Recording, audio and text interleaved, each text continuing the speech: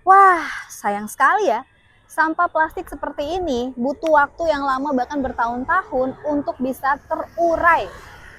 Sayang sekali kalau kita hanya membuangnya di tempat sampah. Tapi dengar-dengar ada salah satu komunitas yang bisa mengubah sampah ini menjadi sesuatu yang berguna. Kalau nggak salah namanya donasi sampah deh, kayak gitu. Ya udah, yuk kita langsung saja ke sana dan bawa sampahnya untuk didonasi. Permisi. Halo kakak. Ah, ini betul kok, Topon bisa donasi sampah di sini kok. Ya betul bisa kak. Udah cuma bawa satu, nih bisa kok. Oh ya bisa kak. Bisa. Wah, ini seru sekali nih, menarik sekali. Donasi sampahmu.id. Wih, ini tempat nih, semua gudang sampah nih kok. Ya kak. Sampahnya dibuat seperti apa? Jadi kalau kita punya sampah ini nanti akan kita pilah kembali. Setelah pilah kembali untuk sampah-sampah yang plastik nanti kita gunting. Gunting ini kita buat eco brick. Jadi kak, untuk eco brick ini dia bahan dasar pembuatan sofa. Jadi selain ini ada apa saja sih yang bisa donasi sampah menjadikan sesuatu lagi selain untuk sofa aja? Selain sofa ada juga bunga ibu. Ada bunga. Ini bunganya dari mana? Dari apa? Bunga ini terbuat dari kresek. Oh, kantong kresek ya. Iya bener, karena kan kantong plastik juga ya, namanya plastik sangat susah ya untuk terurai ya, dan susah untuk didaur ulang juga. Wah, menariknya, berarti ketong bisa bawa-bawa omong sedikit kok? Ya bisa kak. Oh boleh. Di mana ketong bawa omong nanti nih? Bisa? Di dalam? Boleh di masuk? dalam. Boleh kak. Oh iya kalau gitu. Nah ini sampahnya beta titip di beta Ya, donasikan kebetulan kah? Di sini juga boleh. di sini juga. Ah ini mana nih? Dari beta donasi di sini sa. Oke.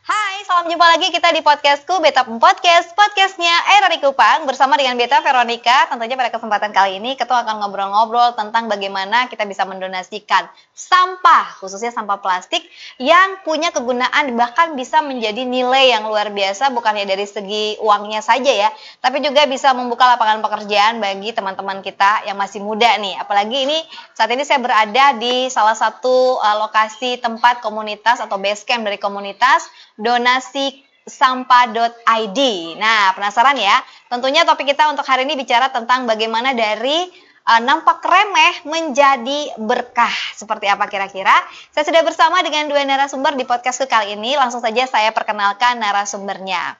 Di samping saya ada Kakak Lucianos Dehevrianto Persli yang merupakan Ketua Komunitas Donasi Sampahmu.id, dan juga ada Kakak Metriana Funan yang merupakan Departemen 2 Bidang Bisnis. Kita langsung bawa omong santai dan dua ya. Halo Kakak berdua. Halo kak. Kabar baik kok? Ya puji Tuhan. baik. Puji Tuhan baik-baik. Kakak, aktivitasnya apa nih sehari-hari sebelum Kotong bawa omong lebih jauh lagi tentang ini komunitas yang luar biasa ini? Kalau Kakak Hefri apa aktivitasnya sehari-hari? Oke, kalau saya seperti biasa kak, sebagai mahasiswa aktivitasnya ke kampus terus mengerjakan tugas-tugasnya. Dan di samping itu juga saya aktif di komunitas donasi sampah.id. Oke. Kakak mahasiswa jurusan apa Kak? Dari universitas mana Kak? Kalau saya mahasiswa jurusan pendidikan sosiologi, saat ini saya semester 3. Oke. Kalau Kak Metri? Kalau saya juga kurang lebih sama dengan Kak Hefri. Ya, aktivitas saya sehari-hari itu ke kampus, mengerjakan tugas, dan juga aktif dalam organisasi juga. Oke, salah satunya di komunitas ini ya. Iya, betul. Beta langsung pilih Kak Hefri dulu ya, karena orang bilang kan son kenal son sayang. Kalau Kak Iya. Hefri Ketong juga baru pertama kali datang di sini, lokasinya dan luar biasa sekali. Ide dari pencetusan, dan ini datangnya dari anak muda nih. Kak Hefri bisa jelaskan tentang komunitas sampahmu.id ini? Mulai dari berdirinya sejak kapan, latar belakangnya kenapa, sampai menghadirkan komunitas ini? Oke, baik. Terima kasih kak, teman-teman semua. Jadi, komunitas donasi sampah.id ini merupakan komunitas yang di bawah naungan kemahasiswaan Universitas Muhammadiyah Kupang. Nah, komunitas ini berdiri sejak tanggal 18 Juni 2022. Oh, udah lama ya? Iya, sudah lama kak. Dari 2022 yang diinisiasikan oleh teman-teman pengurus demisioner. Jadi latar belakang adanya komunitas donasi sampah MUID ini melihat dari keresahan dari lingkungan kampus dan juga di Kota Kupang itu sendiri. Karena seperti yang kita ketahui, Kota Kupang sebagai salah satu kota penyumbang sampah terbesar. Dia dalam satu hari menyumbang 100 ton sampah. Nah, mulai dari keresahan itu juga di lingkungan Kota Kupang dan juga lingkungan kampus. Nah, teman-teman di misioner pengurus terdahulu, mereka menginisiasikan untuk membangun suatu komunitas yang bernama Donasi Sampah MUID. Juga untuk arah gerak donasi sampah MUID itu sendiri, ini merupakan organisasi atau komunitas yang berbasis pada pengolahan sampah berbasis ekonomi sirkular. Ekonomi sekular. Ekonomi sirkular. Sirkular. Ya, Kak. Itu kayak gimana tuh itu berarti? Kalau untuk ekonomi sirkular tuh dia memanfaatkan hasil limbah menjadi suatu poin ekonomis yang dapat kita kelola dengan baik. Oh gitu ya, istilahnya tadi ekonomi sirkular ya. Ekonomi. Kita jadi belajar lagi ya. Oke, kalau saya ke Kak Metri lagi nih, kalau kita bicara tentang barang-barang atau sampah apa saja sih yang dihasilkan dari komunitas ini, artinya dari sampah menjadikan barang-barang apa begitu yang dihasilkan dari komunitas donasi sampahmu.id nih Kak Metri. Baik Kak, sejauh ini kami sudah menghasilkan sofa, terus bunga itu dari sampah-sampah plastik.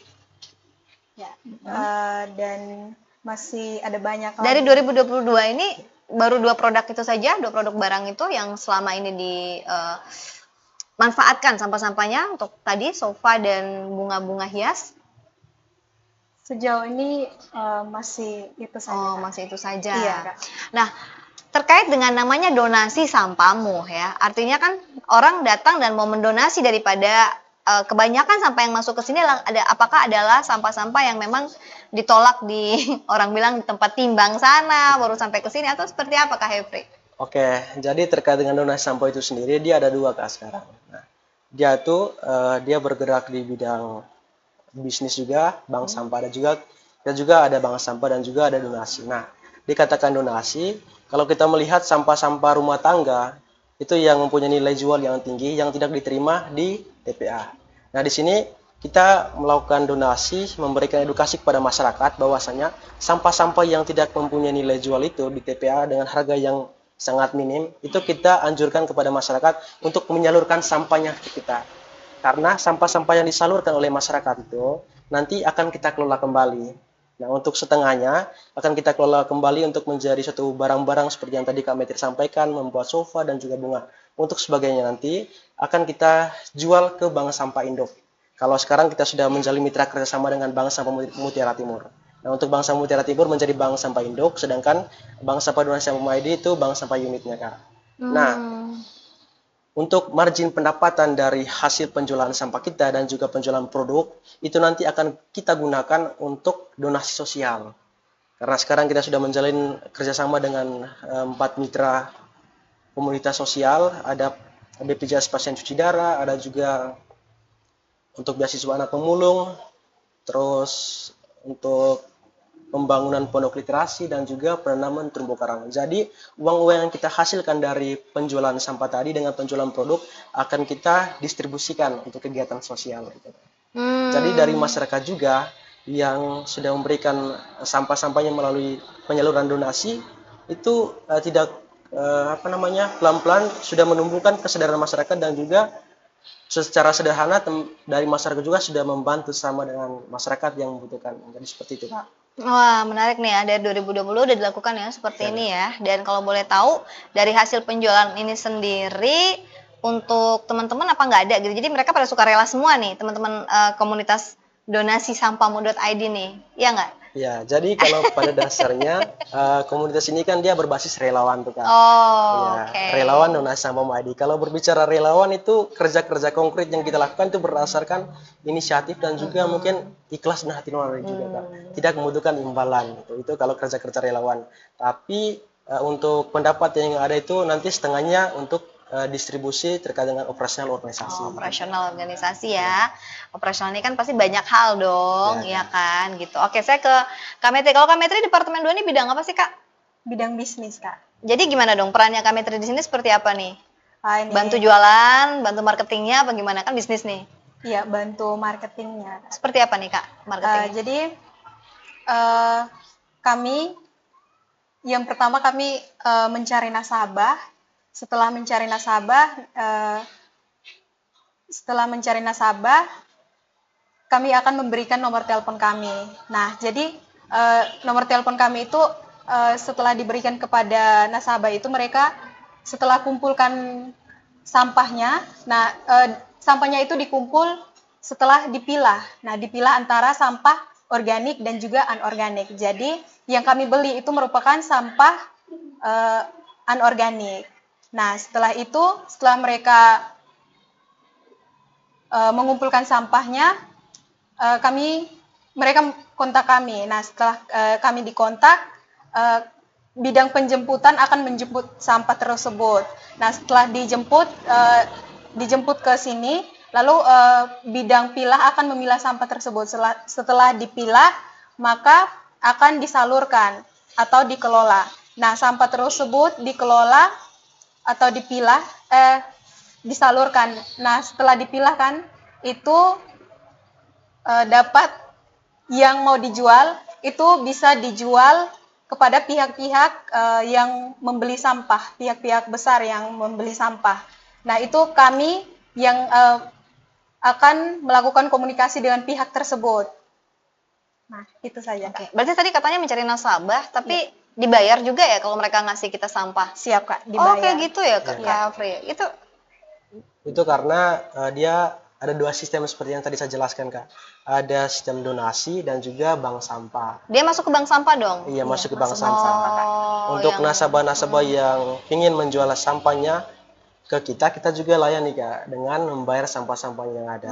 Nah, untuk masyarakat yang mau mendonasikan itu, ya kita salurkan secara gratis, secara donasi dari masyarakat. Oke, kalau yang donasi otomatis namanya donasi, Iya. jadi nggak dipungut biaya ataupun nggak biaya. ngasih biaya apapun gitu kan. Nah, kalau bicara soal bank sampah itu, kalau ada mitra atau kerjasama, itu kan berarti ada minimal maksimal berapa beratnya gitu kan, berapa banyak sampah kan, namanya bank sampah. Ada nggak syarat-syarat kayak gitu? Kalau untuk bank sampah itu sendiri, sekarang kita sudah menerima beberapa jenis sampah, Kak. Nah, kemarin kita sudah sebarkan brosur juga, Kak. Jadi dia punya alurnya, kita melakukan edukasi kepada masyarakat terkait dengan pemilahan sampah. Setelah itu disusul dengan brosur kita bagi brosur, kita menjelaskan, Kak, terkait dengan pemilahan sampah dan juga jenis-jenis sampah yang ada. Itu per kilonya ada dia punya nominal harga juga, Kak. Oh, mulai dari minimal per kilo, 1 kilo ya minimal berarti? Iya, minimal 1 kilo. Kalau Minimal 1 1 kilo. kilo dia ada juga pemilahannya, dia berdasarkan jenis-jenis sampahnya, Kak. Paling tinggi harganya? Kalau untuk paling tinggi itu sampah atau gelas, dia 1 kilo 4.500. Oh, mineral gelas ya? Iya, tapi dia harus dibersih dulu, Kak. Pasti bersih. Oh, gitu. Dengan Tutupan itunya yang pakai dari lembaran plastik itu kita harus buka kasih gitu, buka, Kak. dibersihkan. Ya, untuk sampah-sampah campuran dia harganya Rp500 per kilo, Kak. Itu sampah-sampah campuran. Campuran dari kresek, terus dengan botol-botol, dengan juga Intinya non organik. non organik yang campuran dia 1 kilo Rp500. Oke, jadi untuk sampah-sampah non organik tapi yang campuran, kalau mau datang untuk taruh ke bank sampah teman-teman di sini, dihitung per kilo itu Rp500 ya. Ya. Tapi kalau yang sudah khususnya gelas mineral ya, yang plastik itu per kilonya khusus itu aja Itu 4.500, Kak. Rp4.500 per kilo ya. Dan itu bisa langsung datang ke sini atau bisa ditelepon untuk diambil, atau kalaupun persyaratan untuk mau ambil sampah juga harus berapa kilo dulu nih kan. Itu juga Nah, di operasional sini ya. terkait dengan bank sampah itu sendiri, bank sampah dia kan sistem tabung, Kak, sistem tabung. Nah, contoh kalau kita daftar sebagai nasabah itu ada websitenya, Kak. Website bank sampah UID. Nah, ketika kita ingin mendaftar sebagai nasabah, kita cari websitenya. Di dalam website ada menu untuk pendaftaran sebagai nasabah. Di situ kita daftar dulu, Kak. Dan sudah didaftar, ketika kita ada sampah, minimal sampahnya berapa, ini 5 kilo, kita antar sampahnya ke RBM setiap hari Sabtu. Nah, setelah sampai di RBM itu langsung kita ketemu dengan teman-teman yang bertugas pada hari Sabtu. Untuk nasabah sendiri melakukan timbangan yang dilakukan oleh teman-teman, terus dengan nominal besaran harga juga. Dalam website itu sendiri sudah tercantum, Tertera ya? sudah tertera semua. Dia punya jenis harga dan juga kiloannya, Kak.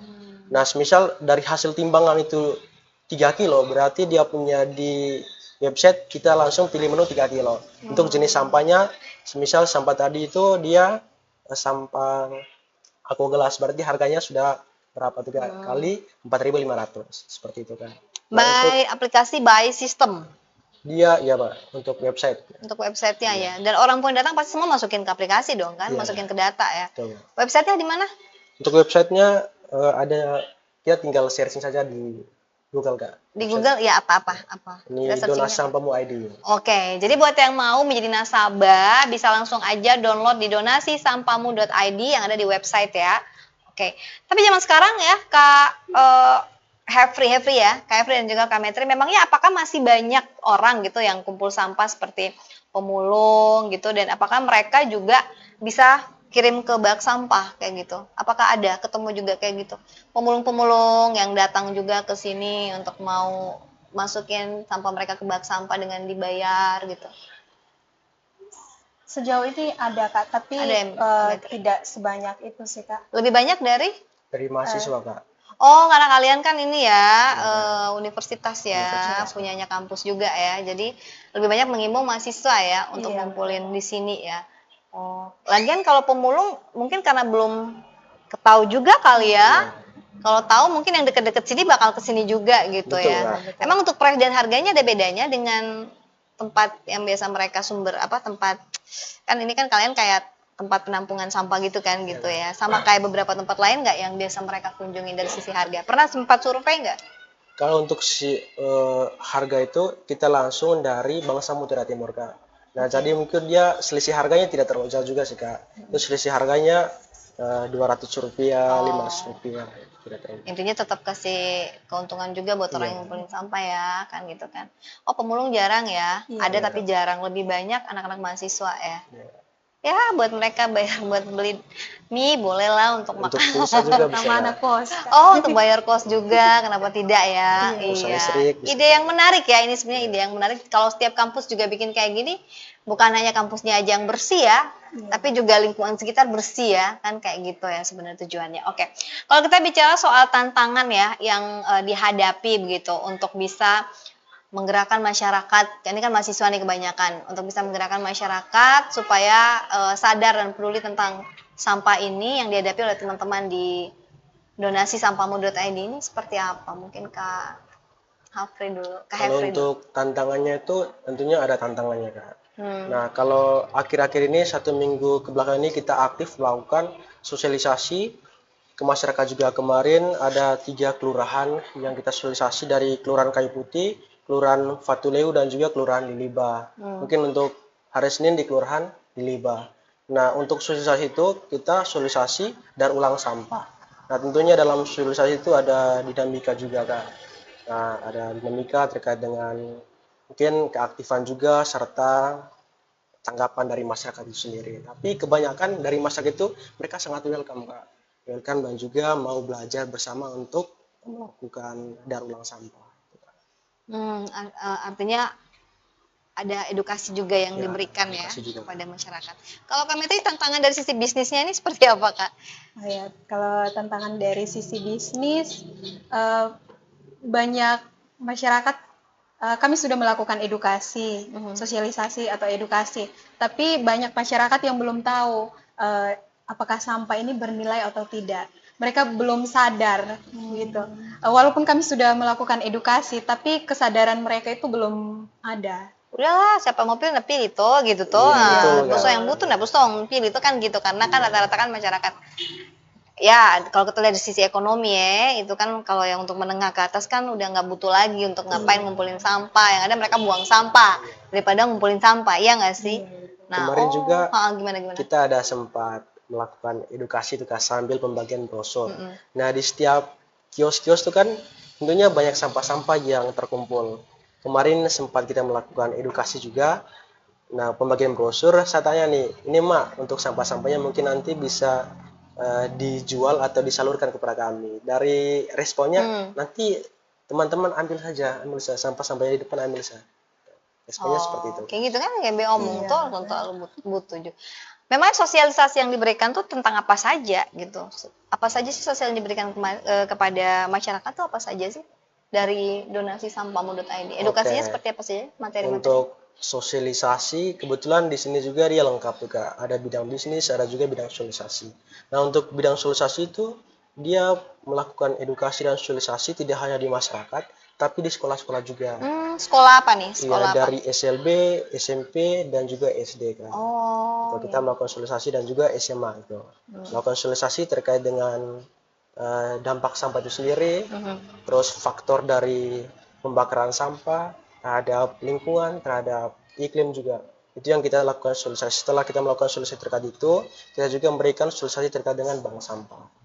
Bahwasanya sampah-sampah yang tadinya kita anggap remeh, itu mempunyai nilai jual, mempunyai nilai ekonomis. Seperti itu. Oke. Jadi ternyata terkait dengan daur ulang juga ya masuk ya. Ini bisa didaur menjadi barang yang lebih bisa digunakan untuk secara nilai dan ekonomisnya. Kalau kita bicara soal hasilnya lagi nih ya, nanti untuk sofa, kemudian barang-barang yang sudah didaur ulang nih. Sudah adakah yang beli gitu? Apakah emang udah punya rekanan gitu yang beli gitu? Dijualnya apa ke mereka atau seperti apa bentuk jual dan promosinya untuk marketing nih? Baik Kak, kalau untuk sofa itu kami melakukan penawaran terhadap warkop atau warung kopi yang ada di sekitaran Kayu Putih sini Kak. Dan sejauh ini ya sudah ada beberapa orang sih yang beli Kak. Oh begitu ya. Modelnya kayak gimana sih kalau sofanya tuh kalau boleh tahu? Kalau sofanya Ada nggak sih ada Kak, di modelnya? Iya. Nanti kita akan shoot ya model sofanya kayak gimana gitu. Sofa yang buat duduk untuk nongkrong gitu ya, simple-simple aja. Oh ini udah dibawa nih salah satunya. Boleh nggak dibawa ke sini Kak? Yuk kita tunjukin. Jadi biar kita tunjukin juga nih hasil dari teman-teman donasi sampamu.id, yaitu adalah membuat sofa bundar ya yang terbuat tadi ya, yang tadi kita sempat di depan tadi saya lihat ada perca-perca dari sampah-sampah. Terima kasih Kakak. Wow, ini mah keren banget. Jadi ini hasilnya ya. Ini adalah hasil karya dari teman-teman donasi sampamu.id, bagaimana mengubah sampah hal yang remeh tadi menjadi berkah. Harganya berapa ini kalau udah jadi kayak gini nih Kak Metri sama Kak Hefri? Ya, kalau dari saya untuk harga sekarang kita masih belum patokan harga, karena kita juga harus bisa melihat dengan pengeluaran juga Kak, pengeluaran untuk bahan-bahannya. Nah, setelah kita analisis semuanya baru kita tentukan dia punya harga supaya ada keuntungan juga Kak. Oh ini baru-baru bikin nih? Iya Kak. Baru buat juga nih maksudnya? Baru buat juga Kak. Untuk yang lain itu sudah kita salurkan, tapi kalau ini inovasi terbaru kita Kak. Ini inovasi terbaru ya? Sebelumnya apa sebelumnya? Sebelumnya dia eco-brick tapi sekelilingnya itu menggunakan gardus Kak. Itu contohnya ada di depan juga Kak. Oh contohnya ada di depan nih. Coba bawa lagi kita lihat. Jadi ini produk terbaru masih. Kalau dikira-kirain bisa nggak sih harganya? Dikira-kirain aja kan harga bisa berubah kapan saja gitu kan ya. Kalau dikira-kirain dari hasil kalian kerja ini menghabiskan berapa banyak sih? Untuk rencananya ini kita bisa jadikan satu paket dengan meja juga Kak. Itu dengan meja juga dengan bunga juga yang sudah kita hasilkan. Itu rencananya kita pasarkan dengan harga 1 juta Kak, karena kita juga harus mempersiapkan kualitasnya juga, kualitas yang baik. Ini 1 juta kira-kira ya, sekiranya harganya 1 juta untuk satu paket. Iya Kak. Ini doang kan satu buah apa satu paket? Dia satu paket tuh ada 4. Satu paket 1 juta 4 kayak gini? Iya Kak. Murah banget. Ayo beli sekalian promo ya. 1 juta dapat 4 loh, seperangkat 4 yang model sofa kayak gini. Nah kalau yang ini berapa nih? Ini dapat sama ininya juga enggak? Hanya ininya doang? Iya Kak. Kalau dia 1.200 Kak. Ini 1.200 ya. Oh saya pikir dapat sama ininya juga. Dengan ininya juga Kak. Oh ini dapat ininya juga? Ini dirajut sendiri? Enggak. Ini di sendiri, kebetulan kemarin kita punya juga ada lengkap juga, dia punya alat juga Kak. Oh ini bikin sendiri ini? Ya, Kak. Wah luar biasa nih teman-teman. Ini 200.000 aja satu buah udah ada dapat ininya. Ini juga lucu loh ini. Ini juga jual per paket atau satu buah? Ini per buah? Ini dia per buah, biasanya di warkop. Satu buah kursi kayak gini harganya 200.000. Sementara ini per paketnya 1 juta. Waduh luar biasa kreasi kalian. Dan ini di dalamnya kalau boleh tahu tahan berapa lama nih? Kira-kira? Ini bisa tahan lama berapa lama? Ini karena tergantung bobot orang yang duduk juga kali ya. Karena kan di dalamnya pakai tadi ya mineral ya tadi yang diisi padatin sama sampah-sampah tadi ya. Oke, bisa bertahan lama juga nggak sih? Kira-kira bisa lah ya. Ya kira-kira Kayaknya bisa Kak, kurang lebih. Kalau kita jaga Kalau gitu dijaga ya dijaga dengan semua barang kalau dijaga dengan baik pasti bisa awet ya, tahan Iya, lama betul, ya Kak. Kak Metri ya Kak Metri. Oke, nah kalau kita bicara strategi komunitas sendiri untuk menjaga konsistensi ya, dan juga tetap terpercaya. Bayangin dari 2022, berharapnya sih bisa bertahan lama nih. Bagaimana kalian menjaga itu? Dari sisi anggotanya, pasti ada yang pergi dan datang kan, kayak gitu. Menjaga integritas komitmen ini seperti apa? Oke, untuk konsistensi dari organisasi itu sendiri, ini kan organisasinya kita inisiasikan untuk berdampak bagi masyarakat. Ayo. Tidak hanya secara pengetahuan dari masyarakat itu sendiri, kita juga membangun kesadaran dari masyarakat terkait dengan pentingnya pemilahan sampah. Dan dari awalnya kita menganggap sampah ini suatu hal yang remeh, tidak berguna, ternyata ketika kita dilakukan pengelolaan yang baik, pemilahan yang baik, kita dapat menghasilkan suatu keuntungan secara ekonomis. Nah, bagaimana strategi dari komunitas untuk menjaga konsisten itu? Yang pertama, sebelum kita ke masyarakat, tentunya sebagai pengurus juga kita memikirkan kapasitas dari anggota. Kapasitas dari anggota yang terus kita upayakan, kita benahi dengan memberikan pelatihan-pelatihan, memberikan pengetahuan juga terkait dengan persoalan sampah, isu lingkungan, dan juga kreativitas dari organisasi itu sendiri. Kita selalu berupaya untuk meningkatkan kapasitas dari anggota sendiri. Nah, setelah kapasitas anggota sudah terpenuhi, itu kita berupaya bagaimana anggota itu sebagai agen penggerak untuk perubahan di masyarakat. Itu Kak. Tentunya untuk kedepannya kita selalu upayakan agar komunitas ini dapat berdampak bagi masyarakat. Oke, menarik sekali Kak Hefri.